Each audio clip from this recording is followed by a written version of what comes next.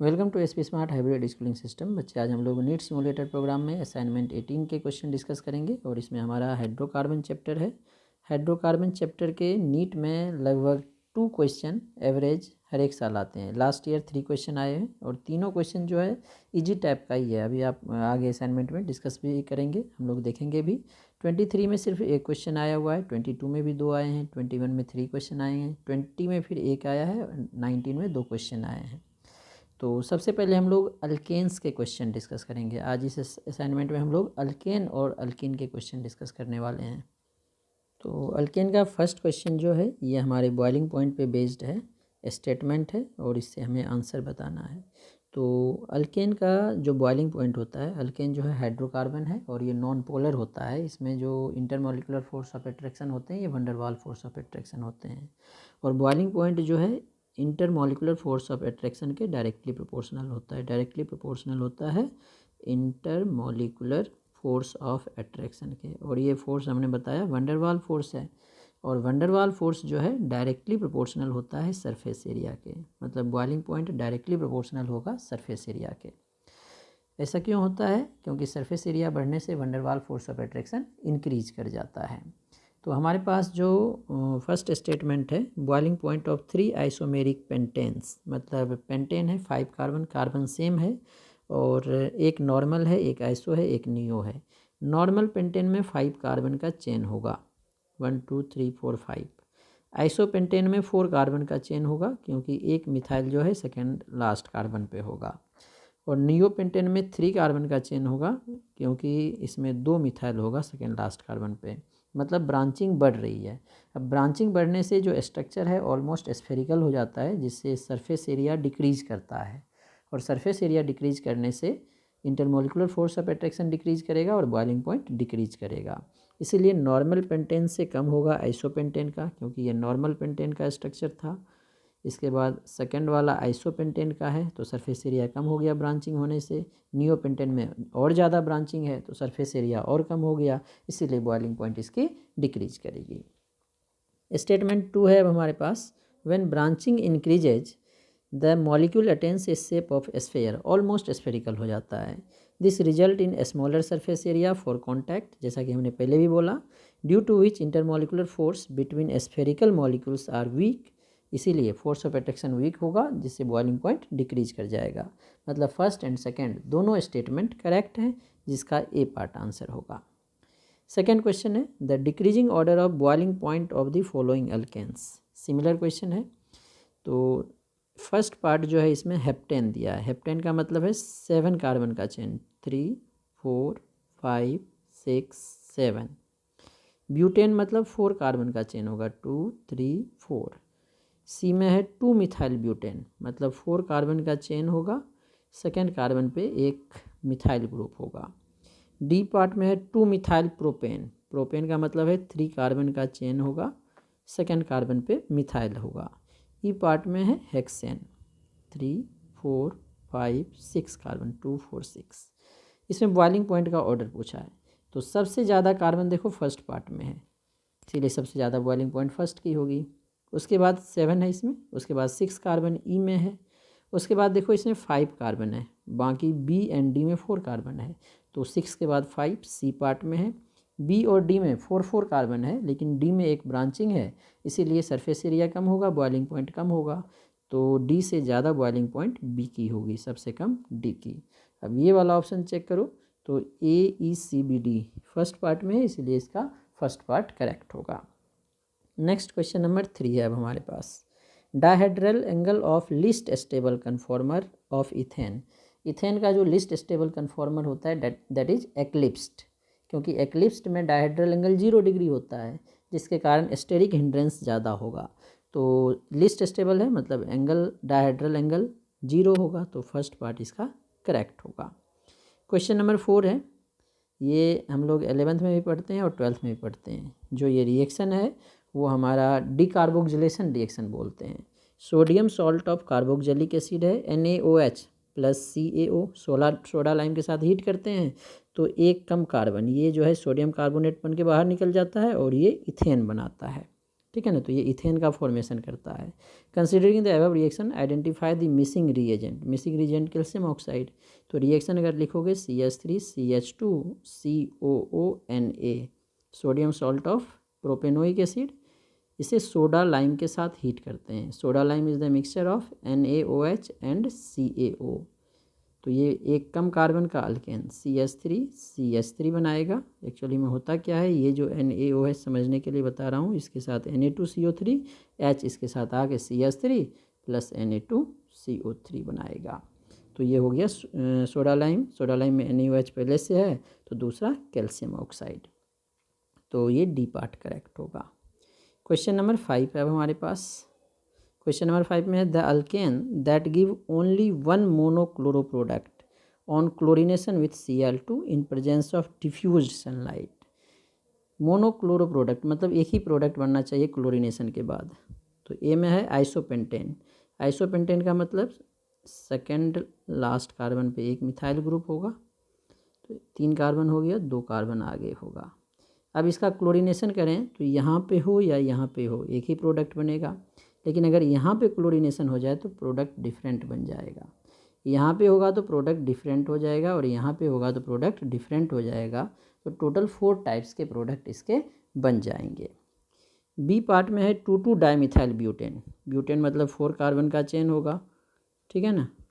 2 पे 2 है, 1 2 डाईमिथाइल, तो यहाँ पे 3 हाइड्रोजन, 2 हाइड्रोजन, 3 हाइड्रोजन। तो ये तीनों पोजीशन देखो सेम है। इस तीनों में से कहीं भी क्लोरिनेशन करो एक ही प्रोडक्ट बनेगा। यहाँ पे अलग प्रोडक्ट बनेगा, यहाँ पे अलग प्रोडक्ट बनेगा, तो टोटल 3 प्रोडक्ट्स इसके बनेंगे। ये भी नहीं होगा। नियोपेंटेन क्या होता है, 3 कार्बन का चेन होता है। सेकेंड कार्बन पे 2 मिथाइल ग्रुप होंगे, ये मिथाइल और ये मिथाइल। यहाँ पे हाइड्रोजन है ही नहीं। अब यहाँ पे करो, यहाँ पे करो, यहाँ पे करो, यहाँ सेम पोजीशन है, कहीं भी करो एक ही टाइप के प्रोडक्ट बनेंगे, इसीलिए इसका नियोपेंटेन आंसर होगा। नेक्स्ट क्वेश्चन नंबर 6 है हमारे पास। Hydrocarbon A reacts with bromine by substitution. Bromine के साथ सब्सटीट्यूशन दे रहा है टू फॉर्म अल्काइल ब्रोमाइड, मतलब ए जो है अल्केन होगा। Which by Wurtz reaction is converted to gaseous hydrocarbon. अब जो अल्काइल ब्रोमाइड बनेगा उसके उर्ज रिएक्शन से गैसियस हाइड्रोकार्बन बन रहा है, लेस देन 4 कार्बन। तो उर्ज रिएक्शन से अल्केन बनता है और 4 कार्बन से कम का अल्केन। उर्ज रिएक्शन से अल्केन बनता है, और एक चीज़ और ध्यान में रखना, उर्ज रिएक्शन से इवन नंबर ऑफ कार्बन का अल्केन बनता है। तो 4 कार्बन से कम, इवन क्या होगा, 4 से कम इवन 2 होता है, मतलब 2 कार्बन का अल्केन बनेगा। That is final product is ethane. अब इथेन उर्ज रिएक्शन से बन रहा है, किसका, ब्रोमाइड का। तो मिथाइल ब्रोमाइड का उर्ज रिएक्शन करोगे, उर्ज रिएक्शन के लिए सोडियम ड्राई ईथर, तब बनेगा इथेन। अब मिथाइल ब्रोमाइड किससे बनाएंगे, मीथेन के ब्रोमिनेशन से, Br2 सनलाइट के प्रेजेंस में। तो यही हमारा ए था, ए इज मीथेन। सी पार्ट इसका करेक्ट होगा, ठीक है। नेक्स्ट क्वेश्चन नंबर 7 है अब हमारे पास। With respect to the conformers of ethane which of the following statement is true. Conformer के लिए कौन सा स्टेटमेंट ट्रू है, और पूछा किसके लिए गया है, bond angle and bond length remain same. किसके लिए पूछा गया, इथेन के लिए। तो इथेन का जो कन्फॉर्मर्स होता है उसमें बॉन्ड एंगल और बॉन्ड लेंथ में, बॉन्ड एंगल और बॉन्ड लेंथ कोई चेंज नहीं होता है, ओनली डायहेड्रल एंगल चेंज होता है। जो इथेन है इसका जो कार्बन और हाइड्रोजन का बॉन्ड लेंथ है, कार्बन कार्बन का बॉन्ड लेंथ है और बॉन्ड एंगल है, वो रिमेन सेम रहेगा, ओनली डायहेड्रल एंगल चेंज होगा। तो ये सी पार्ट में है, bond angle and bond length remain same, only change in dihedral angle. Dihedral angle के बारे में कुछ इसमें बताया नहीं गया है। नेक्स्ट क्वेश्चन नंबर 8 है। The correct statement regarding the comparison of staggered and eclipsed conformation of ethane. अब देखो, जैसे सिंपल कन्फिग्रेशन, अगर एक को y मान ले, दूसरे को भी y माने, तो इसे हम लोग बोलते हैं एक्लिप्स्ड, क्योंकि डायहेड्रल एंगल इसका 0 हो जाता है जिस एंगल से हम लोग इसे रोटेट कर रहा है। इथेन का है तो ये सारे हाइड्रोजन होंगे, और ये एक्लिप्स्ड हो गया। स्टेगर्ड में एक को सीधा y, दूसरे को अपोजिट y करते हैं, और ये हाइड्रोजन होगा क्योंकि ये इथेन का है। अब इसमें डायहेड्रल एंगल 180 हो गया, 180 से रोटेट हो गया कार्बन कार्बन सिंगल बॉन्ड के अबाउट, तो इसे बोलेंगे स्टेगर्ड। स्टेगर्ड की स्टेबिलिटी एक्लिप्स्ड से ज़्यादा होती है, क्योंकि इसमें जो सेम एटम है वो अपोजिट डायरेक्शन में हो जाते हैं, तो इसीलिए ये मोर स्टेबल होगा। और इसमें जीरो एंगल पे होता है, डायहेड्रल एंगल जीरो होता है, इसलिए लेस स्टेबल होगा। तो staggered conformation of ethane is less stable, पहले गलत हो गया, स्टेगर्ड की ज़्यादा स्टेबिलिटी होती है। Eclipsed of ethane is more stable, ये भी गलत है, दोनों सिमिलर ही हो गया। Eclipsed conformation of ethane is more stable, ये भी गलत हो गया। Staggered conformation of ethane is more stable than eclipsed conformation because staggered conformation has no torsional angle, क्योंकि दोनों अपोजिट होता है तो टॉर्सनल स्ट्रेन स्टेरिक हिंड्रेंस कुछ इसमें नहीं होगा, तो इसका डी पार्ट करेक्ट होगा। क्वेश्चन नंबर 9 है, दो स्ट्रक्चर दिया है, पूछा है और 1 और 2 क्या है, ऑप्टिकल आइसोमर है, आइडेंटिकल है, कन्फॉर्मर है या जियोमेट्रिकल है। जियोमेट्रिकल तो नहीं होगा, क्योंकि जियोमेट्रिकल के लिए डबल बॉन्ड और रिंग होना चाहिए, जो कि इसमें नहीं है। अब देखो इसमें ये वाला कार्बन जो है दोनों के लिए सेम है, दोनों Y है, इसमें इन्वर्टेड Y है, इसमें सीधा Y है। तो अभी हमने बताया एक में सीधा दूसरे में इन्वर्टेड कर दें तो उसे क्या बोलते हैं, कन्फॉर्मर्स। ठीक है, तो ये कन्फॉर्मर्स हो गए आपस में, इसका सी पार्ट करेक्ट होगा। तो क्वेश्चन नंबर 9 का सी हो गया। नेक्स्ट क्वेश्चन नंबर 10 है अब हमारे पास। क्वेश्चन नंबर 10 में क्या है, in the following the most stable conformer of normal butane. Butane के 4 कन्फॉर्मर दिया है, ये देखो आपस में 60 डिग्री पे है तो इसे गॉस बोलते हैं, ये 180 पे है तो ये स्टेगर्ड हो गया, ये 0 पे है तो एक्लिप्स्ड हो गया, ये पार्सली एक्लिप्स्ड हो गया। तो सबसे ज़्यादा स्टेबल स्टेगर्ड होगा, क्योंकि इसके बीच स्टेरिक हिंड्रेंस कम होगा। लेकिन अगर हाइड्रोजन बॉन्ड होता तो गॉस हो जाता, क्योंकि अभी यहाँ पे स्टेरिक हिंड्रेंस हो रहा है, टॉर्सनल स्ट्रेन है, रिपल्सन है। अगर OH फॉर एग्जांपल होता तो एट्रैक्शन होता है हाइड्रोजन बॉन्ड के कारण, तो गॉस की स्टेबिलिटी ज़्यादा हो जाती। यही क्वेश्चन नंबर 11 में है। 10 का आंसर हो गया हमारे पास, स्टेगर्ड की स्टेबिलिटी ज़्यादा, बी पार्ट। क्वेश्चन नंबर 11 है, यहाँ देखो OH हाइड्रोजन बॉन्ड बन जाएगा इस ऑक्सीजन का इस हाइड्रोजन के साथ, इस ऑक्सीजन का इस हाइड्रोजन के साथ, तो इसमें गॉस की स्टेबिलिटी स्टेगर्ड से ज़्यादा होगी। ये भी स्टेबल है, इससे ज़्यादा स्टेबल ये होगा, तो इसका ए पार्ट करेक्ट होगा due to intramolecular hydrogen bond. ठीक है, नेक्स्ट क्वेश्चन नंबर 11 है हमारे पास। 11 हमने 2 बार लिख दिया था, चलो 11 ही लिख देते हैं। फॉर द गिवन रिएक्शन दिया हुआ है और पूछा है प्रोडक्ट क्या है। अब देखो अगर ये बेयर्स रिएजेंट होता और कोल्ड मीडियम होता, ठीक है, तो ये ग्लाइकोल बनता है यहाँ पे OH, लेकिन ये क्या है, एसिडिक मीडियम में है, तो एसिडिक मीडियम में इसका ऑक्सीडेशन होगा, ये बॉन्ड ब्रेक करेगा और ये कार्बोक्सिलिक एसिड का फॉर्मेशन करेगा। तो बेंजीन रिंग के साथ आ जाएगा C double bond OOH। Benzene ring नहीं है, साइक्लोहेक्सेन है, ये बेंजीन रिंग नहीं है, हमारे पास साइक्लोहेक्सेन है, तो साइक्लोहेक्सेन के पास साथ आ जाएगा कार्बन है तो COOH। इधर भी साइक्लोहेक्सेन है, इधर भी सेम कंपाउंड बनेगा, 2 कंपाउंड ये बन जाएगा, तो इसका बी पार्ट करेक्ट। ठीक है, क्वेश्चन नंबर 12 है अब नेक्स्ट हमारे पास, which amongst the following compound will show geometrical isomerism. तो जियोमेट्रिकल आइसोमेरिज्म के लिए हमने कंडीशन पढ़ा है, हमारे पास डबल बॉन्ड या रिंग होना चाहिए और डबल बॉन्डेड कार्बन या रिंग का कार्बन के साथ जो 2 ग्रुप या एटम होगा वो डिफरेंट होना चाहिए। तो देखते हैं फर्स्ट ऑप्शन, 2 मिथाइल प्रोप 1 इन, प्रोप है तो 3 कार्बन होगा, फर्स्ट पे इन डबल बॉन्ड है, 2 पे मिथाइल है और बाकी सिंगल बॉन्ड होगा, यहाँ पे 2 हाइड्रोजन, 4 हो गया 3। अब देखो इस कार्बन के साथ दोनों मिथाइल सेम हो गया, इसके साथ 2 हाइड्रोजन सेम हो गया, तो डबल बॉन्डेड कार्बन के साथ 2 जो एटम और ग्रुप लगा हुआ है वो दोनों सेम है, इसलिए जियोमेट्रिकल आइसोमेरिज्म शो नहीं करेगा।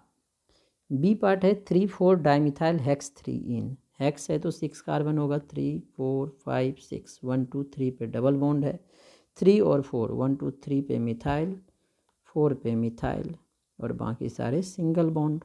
यहाँ पे 3 हाइड्रोजन होगा, यहाँ पे 2 हाइड्रोजन होगा, 4 है, यहाँ पे 2 हाइड्रोजन होगा, यहाँ पे 3 हाइड्रोजन होगा। This is methyl, this is ethyl, this is methyl, this is ethyl, multiple bond भी है और मल्टीपल बॉन्डेड कार्बन के साथ डिफरेंट ग्रुप लगा हुआ है, इधर भी, therefore it can show geometrical isomer, तो इसीलिए इसका बी पार्ट करेक्ट होगा। नेक्स्ट क्वेश्चन नंबर 13 है हमारे पास, the incorrect method for synthesis of alkene. Alkene बनाने का इनकरेक्ट मेथड इसमें से क्या है। तो ट्रीटिंग विकिनल होता है एडजेसेंट कार्बन पे अगर हेलोजन लगा हुआ है, जैसे कि CH2X है, CH2X है, दिस इज विकिनल डाइहैलाइड विथ जिंक के साथ अगर इसे हीट करें तो Zn जो है इसके साथ ZnX2 बनाएगा और ये डबल बॉन्ड, मतलब इससे इथीन का फॉर्मेशन हो सकता है। तो ये क्या पूछा है हमें, इनकरेक्ट, तो ये आंसर नहीं होगा क्योंकि ये कर सकता है। अल्काइन का सोडियम और NH3 के साथ बर्च रिडक्शन होता है और ट्रांस एडिशन होता है, इससे ट्रांस अल्कीन बनता है। जैसे कि अल्काइन है, इसमें अगर सोडियम और लिक्विड अमोनिया, कोई भी अल्कली मेटल, लिथियम भी ले सकते हैं तो भी होता है, तो ये डबल बॉन्ड बनता है। मान लो ये दोनों हाइड्रोजन इधर है तो ये ट्रांस एडिशन होता है। अगर यहाँ पे CH3 होता, H के बदले अगर ये मिथाइल होता तो ये ट्रांस अल्कीन बनाता। सिस बनता है हमारा सिंपल हाइड्रोजनेशन में, तो ये दोनों मिथाइल जो है अपोजिट साइड में ऐड हो जाता, इसमें ट्रांस एडिशन होता है, तो ये भी अल्कीन बनाएगा, तो ये भी आंसर नहीं होगा।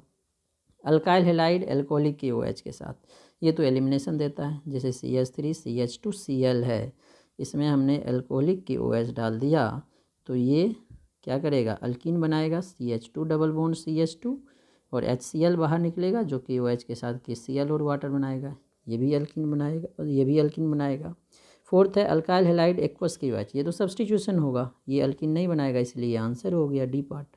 जैसे देखो अल्काइल हैलाइड है, CH3Cl ही ले लो, एक्वस, ये अब ये न्यूक्लियोफाइल हो गया, यहाँ पे ये बेस था, यहाँ पे ये न्यूक्लियोफाइल हो गया, तो ये सब्सटीट्यूशन देगा, Cl को OH रिप्लेस करेगा, अल्कोहल का फॉर्मेशन करेगा। ठीक है, नेक्स्ट क्वेश्चन नंबर 14 है अब हमारे पास। Compound X on reaction with ozone followed by zinc और वाटर, मतलब ozonolysis gives formaldehyde and two methyl propanal as product. Compound X as, X क्या होगा ये पूछा गया है। तो देखो ओजोनोलाइसिस में क्या होता है, मान लो कोई ए है, यहाँ पे एक्स है तो एक्स ही मान लेते हैं, इसको ओजोनोलाइसिस करें O3 और जिंक और वाटर से, बना रहा है हमारे पास formaldehyde, HC double bond OH plus two methyl propanal, propanal है 3 कार्बन का एल्डिहाइड, सेकेंड पे मिथाइल है, यहाँ पे हाइड्रोजन होगा, यहाँ पे 3 हाइड्रोजन। तो जब हम लोग ओजोनोलाइसिस करते हैं तो जिस कार्बन के साथ डबल बॉन्ड O होता है, जिसके साथ डबल बॉन्ड होता है, जैसे कि एक एग्जांपल से बताता हूँ, जैसे अगर मान लो इसकी ओजोनोलाइसिस कर रहे हो, CH double bond CH2, ozonolysis same O3 डालो, फिर जिंक एंड वाटर, तो क्या होगा, डबल बॉन्ड ब्रेक हो जाता है, ब्रेक कर दो, जहाँ पे डबल बॉन्ड था वहाँ पे डबल बॉन्ड O लगा दो। इसी तरह HC, यहाँ पे डबल बॉन्ड था, डबल बॉन्ड O लगा दो। तो इसी तरह इसका उल्टा करना है, मतलब जहाँ पे डबल बॉन्ड O है उसको आपस में जोड़ देना है।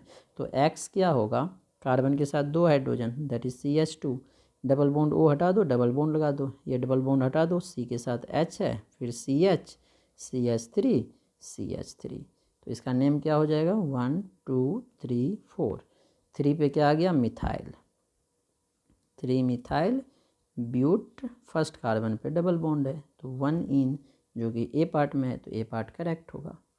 नेक्स्ट क्वेश्चन नंबर 15 है। 15 में क्या बोला गया है हमारे पास, the major product of the following chemical reaction. अब ये देखो HBr ऐड कर रहे हैं पर ऑक्साइड के प्रेजेंस में, तो इसमें क्या होगा, एंटी मार्कोनिकोव एडिशन, और एंटी मार्कोनिकोव एडिशन में क्या होता है, जो नेगेटिव पार्ट है that adds to carbon having more number of hydrogen, मतलब यहाँ पे Br ऐड होगा, यहाँ पे H ऐड होगा, तो प्रोडक्ट क्या बन गया, बी पार्ट, बाकी सेम रहेगा, यहाँ पे H ऐड होगा CH2, यहाँ पे Br ऐड हो जाएगा, तो 15 का बी पार्ट करेक्ट, ये एंटी मार्कोनिकोव एडिशन है।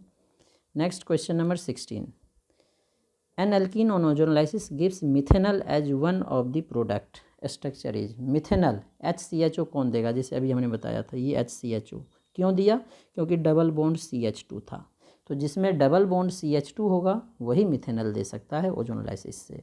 तो देखो डबल बॉन्ड CH2 किस में है, एक ही है हमारे पास, बी पार्ट, तो इसका भी बी पार्ट करेक्ट होगा। नेक्स्ट 17 नंबर क्वेश्चन, यहाँ से स्टार्ट है, N alkene A on reaction with ozone and zinc water, देख रहे ओजोनोलाइसिस के बड़े सारे क्वेश्चन आता है, ए एल्कीन है, इसका ओजोन डाला, फिर इसमें जिंक और वाटर डाला, gives propanone, propanone and ethanol. Ethanol तो यही होता है CH3CHO, और दूसरा प्रोपेनोन, एसीटोन को बोलते हैं, ठीक है। इक्विमोलर रेशियो दोनों बराबर है। Addition of HCl to alkene A gives B। अब जो अल्कीन A है उसमें HCl डालेंगे तो B बनेगा। तो B क्या है, तो पहले A क्या है वो पता करते हैं। तो A क्या होगा, डबल बॉन्ड O को हटा दो, CH3 CH के साथ डबल बॉन्ड O था, हटा के डबल बॉन्ड लगा दो। यहाँ पे डबल बॉन्ड O था, हटा दो C, इसके साथ 2 मिथाइल है, यही होगा हमारा A। अब इसमें HCl डालेंगे तो मार्कोनिकोव एडिशन होगा। तो मार्कोनिकोव एडिशन के अकॉर्डिंग क्या होगा, यहाँ पे हमारा Cl आएगा, यहाँ पे H होगा। More substituted alkene is more stable, ठीक है। तो CH3 CH के साथ आ जाएगा Cl, यहाँ पे आ जाएगा H CH, sorry, more substituted alkene is more stable, और यहाँ पे क्या आएगा हमारा Cl, जहाँ पे कम हाइड्रोजन है वहाँ पे जाएगा Cl, तो यहाँ पे H आएगा, यहाँ पे Cl आएगा, C के साथ Cl, और एक मिथाइल पहले से था, एक और मिथाइल आ जाएगा। तो ये वाला प्रोडक्ट ढूंढो किस में है, ये वाला प्रोडक्ट हमारा C के साथ CH3 और Cl, C पार्ट में है, C के साथ CH3 भी है, Cl भी है, ठीक है। तो इसका C पार्ट करेक्ट होगा। नेक्स्ट क्वेश्चन नंबर 18 देखते हैं। क्वेश्चन नंबर 18 है हमारे पास, 2,3-dimethyl 2-butene can be prepared by heating which of the following compounds with strong acid। किसे स्ट्रॉन्ग एसिड के साथ हीट करेंगे तो 2,3-dimethyl 2-butene बनेगा। तो ब्यूटीन का मतलब है 4 कार्बन है, 2 पे इन है, 2 और 3 पे मिथाइल है। एसिड के साथ हीट करने से रीअरेंजमेंट होगा अल्कीन का, और कुछ नहीं होगा। यहाँ पे 3 हाइड्रोजन 3 हाइड्रोजन, 4 बाकी पूरे हैं। तो इसमें देखो 2 3 4 5 6 कार्बन, इसमें देखो 2 3 4 5 6 7, ये तो पहले नहीं होगा। 7 कार्बन है तो रीअरेंजमेंट के बाद भी 7 रहेगा, तो फर्स्ट नहीं होगा। बी पार्ट में देखते हैं। बी में क्या है, इसमें 3 4 5 6, ये हो सकता है, चेक करना पड़ेगा। सी के साथ 3 मिथाइल है, ठीक है। इसके बाद अब हमारे पास C के साथ 3 मिथाइल के बाद CH है, double bond CH2, concentrated strong acid है, सॉरी स्ट्रॉन्ग एसिड है, H+ यहाँ पे अटैक करेगा, तो यहाँ पे आ जाएगा positive charge CH3 CH3 C CH3 CH3 CH पे आ जाएगा पॉजिटिव चार्ज CH3। अब देखो ये सेकेंडरी है, अगर यहाँ से मिथाइल शिफ्ट हो जाए तो ये क्या बन जाएगा, टर्सरी कार्बोकेटाइन। तो कार्बोकेटाइन की स्टेबिलिटी के लिए इसमें क्या होगा, मिथाइल शिफ्ट होगा, CH3- का शिफ्ट होगा। तो क्या बन जाएगा, CH3 C के साथ CH3, यहाँ पे पॉजिटिव चार्ज CH, यहाँ पे आ जाएगा CH3 CH3, ठीक है। अब ये जैसे ही पॉजिटिव चार्ज आएगा यहाँ से H- एलिमिनेट होगा, ठीक है ना, प्रोटॉन सॉरी H+ एलिमिनेट होगा, मतलब H+ एलिमिनेट होने को ही क्या बोलेंगे, माइनस होगा, डीप्रोटोनेशन, डीप्रोटोनेशन। तो क्या होगा, यहाँ से H+ निकल गया माइनस, तो डबल बॉन्ड बनेगा CH3 C CH3, double bond C CH3 CH3, यही तो हमारा प्रोडक्ट था, यही था। तो बी पार्ट करेक्ट हो गया। अगर ये भी नहीं होता तो नेक्स्ट को चेक करते हैं। नेक्स्ट क्वेश्चन नंबर 19 है, in the reaction with HCl, an alkene reacts in accordance with the Markovnikov rule to give a product 1-chloro-1-methyl cyclohexane. The possible alkene is, कौन कौन 1-chloro-1-methyl cyclohexane देगा। तो यहाँ पे अगर मार्कोनिकोव एडिशन करें, HCl add करें, तो यहाँ पे कम हाइड्रोजन है Cl, यहाँ पे H, तो 1-chloro-1-methyl cyclohexane बनेगा, ये भी देगा। इसमें करें तो यहाँ पे Cl, यहाँ पे H, तो ये भी 1-chloro-1-methyl देगा, मतलब A एंड B दोनों देगा, तो C पार्ट इसका करेक्ट होगा, ठीक है। नेक्स्ट क्वेश्चन नंबर 20 है अब हमारे पास, a single compound of structure दिया हुआ is obtain from ozonolysis of which of the following cyclic compound. देखो यहाँ पे डबल बॉन्ड O, एक CHO, तो साइक्लिक कंपाउंड में कितने कार्बन होंगे पहले ये देख लो। तो 1 2 3 4 कार्बन होने चाहिए रिंग में, 2 होने चाहिए सब्सटीट्यूएंट। तो 4 रिंग में 2 4 है कि 5 होगा, 1 2 3 4 5 होगा, सॉरी 1 2 3 4, एक ये भी तो है, 5 कार्बन होने चाहिए रिंग में और 2 सब्स्टिट्यूएंट। तो देखो 5 कार्बन रिंग में 2 सब्स्टिट्यूएंट, 5 2 5 2 सब में दिया है। अब किसके सब्स्टिट्यूशन से ये बनेगा, तो हमने क्या बोला था ये कैसे बनता है, जो डबल बॉन्ड O है उसको हटा के दोनों को जोड़ देना है, तो इसको और इसको आपस में जोड़ देना है, तो 5 का रिंग बनेगा। तो 5 का रिंग बना लो, बन गया 5 का रिंग। अब 1 2 3 4 5 हो गया, ठीक है। तो ये दोनों, अब डबल बॉन्ड कहाँ लगाना है, तो डबल बॉन्ड कहीं भी लगा दो, बाद में देख लेंगे, यहाँ पे लगा दिया। तो डबल बॉन्ड लगा दिया, डबल बॉन्ड इस कार्बन के साथ है, जिस कार्बन के साथ डबल बॉन्ड है उसी के साथ एक मिथाइल होगा, लगा दिया। अब जो कार्बन मिथाइल जिसके साथ है उसके बाद एक छोड़ के, जिसके साथ हमने लगाया डबल बॉन्ड उसके बाद एक छोड़ के क्या होगा हमारा, फिर से मिथाइल लगेगा, तो एक छोड़ के फिर से मिथाइल लगेगा। तो इस टाइप का कंपाउंड ढूंढो किसमें है, नहीं ये नहीं है, डबल बॉन्ड के साथ मिथाइल ही नहीं है, इसमें भी डबल बॉन्ड के साथ नहीं है, इसमें भी दोनों के साथ हो गया, ये भी नहीं होगा, डबल बॉन्ड के साथ है फिर एक छोड़ के मिथाइल, तो डी पार्ट इसका करेक्ट होगा, ठीक है। तो इस तरह से हम लोग देख सकते हैं, सेम प्रोसेस लगाया हमने, जैसे हम लोग नॉर्मल चेन में लगाते थे उसी तरह हमने इसमें लगाया। नेक्स्ट 21 नंबर क्वेश्चन है हमारे पास, सिंपल क्वेश्चन है, बहुत ही सिंपल क्वेश्चन है 21। Total number of pi bond electrons in the following structure. तो सबसे पहले पाई बॉन्ड है कितने, ये देखो पाई बॉन्ड्स कितने हैं, 1 2 3 4। डबल बॉन्ड में एक पाई बॉन्ड होता है, 4 डबल बॉन्ड है तो 4 पाई बॉन्ड है। तो पाई बॉन्ड इलेक्ट्रॉन्स कितने होंगे, एक पाई बॉन्ड में 2 इलेक्ट्रॉन, तो 4 पाई बॉन्ड में 8 इलेक्ट्रॉन्स होंगे, 8 ए पार्ट में है, और जो ये 8 इलेक्ट्रॉन्स है ये ए पार्ट में है, तो ए पार्ट इसका करेक्ट होगा। नेक्स्ट क्वेश्चन नंबर 22 है, geometrical isomer differ in. Geometrical isomer किस किस चीज़ में डिफर करता है, तो फर्स्ट ऑप्शन है पोजीशन ऑफ फंक्शनल ग्रुप। नहीं, ज्योमेट्रिकल आइसोमरिज्म का फंक्शनल ग्रुप से कोई मतलब नहीं, position of functional group change होगा तो पोजिशनल आइसोमर बोलते हैं। पोजीशन ऑफ एटम भी नहीं। Spatial arrangement, 3 dimensional arrangement change हो जाता है, तो और कार्बन चेन का लेंथ चेंज होगा तो चेन आइसोमर बोलेंगे, ये भी गलत है, सी पार्ट करेक्ट होगा। 3 डायमेंशनल अरेंजमेंट इसमें चेंज होता है, ठीक है। पोजीशन भी चेंज नहीं होता है, फंक्शनल ग्रुप का कोई फ़र्क ही नहीं इस पर पड़ता है। 23 है, 23 में क्या बोला गया, which alkene on ozonolysis gives this and this. फिर ओजोनोलाइसिस का बड़े सारे क्वेश्चन आए हैं, देख रहे हो ऊपर भी था। ओजोनोलाइसिस के बाद, ओजोनोलाइसिस का मतलब O3 डाला, सेकेंड स्टेट में जिंक एंड वाटर, बन गया CH3 CH2 CHO, double bond OH। दूसरा बन गया CH3 CO CH3, तो ये क्या होगा, डबल बॉन्ड को हटा दो, CH3 CH2 CH, double bond लग जाएगा कार्बन, इसके साथ 2 मिथाइल है, 1 2।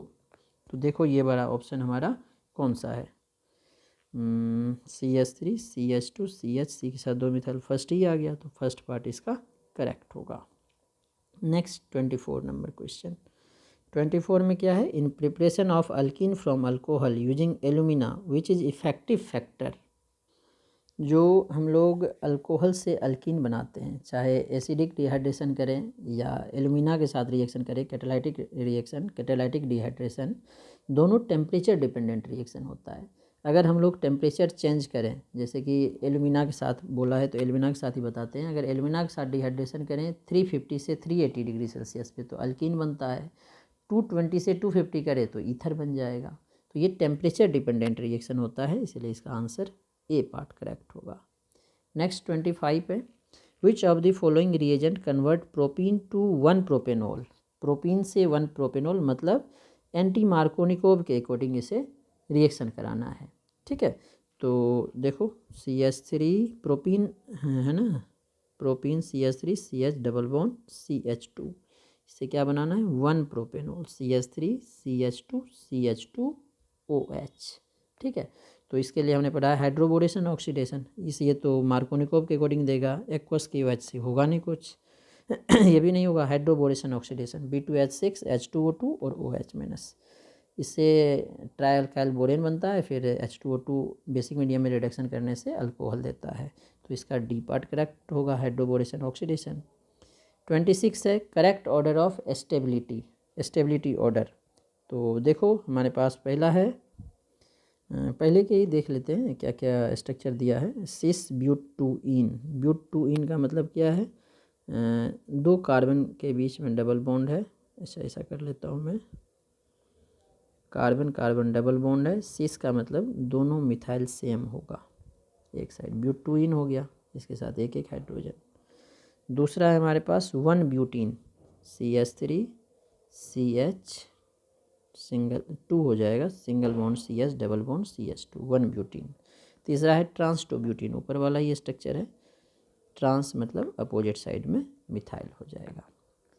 अब देखो इसमें अल्फ़ा हाइड्रोजन कितने हैं, ये है 3 और 3 6। इसमें अल्फ़ा हाइड्रोजन कितने हैं, इधर एक भी अल्फ़ा नहीं है, इस साइड है 2, इसमें भी अल्फ़ा हाइड्रोजन 6। तो सबसे कम स्टेबल तो यही होगा, क्योंकि इसमें हाइपर कंजुगेटिव स्ट्रक्चर 2 बनेगा, इसमें 6 इसमें 6। तो सिस और ट्रांस में ट्रांस की स्टेबिलिटी ज़्यादा होती है, क्योंकि इसमें स्टेरिक हिंड्रेंस कम होगा, अपोजिट साइड में सेम ग्रुप है, इसमें सेम साइड है तो स्टेरिक हिंड्रेंस ज़्यादा होगा। तो सबसे ज़्यादा स्टेबल ट्रांस होगा, फिर सिस होगा, फिर 2 अल्फ़ा हाइड्रोजन वाला। तो सबसे ज़्यादा स्टेबल ट्रांस एक ही ऑप्शन है बी, ट्रांस 2 ब्यूटीन, फिर सिस 2 ब्यूटीन, फिर 1 ब्यूटीन। तो इसका बी पार्ट करेक्ट होगा।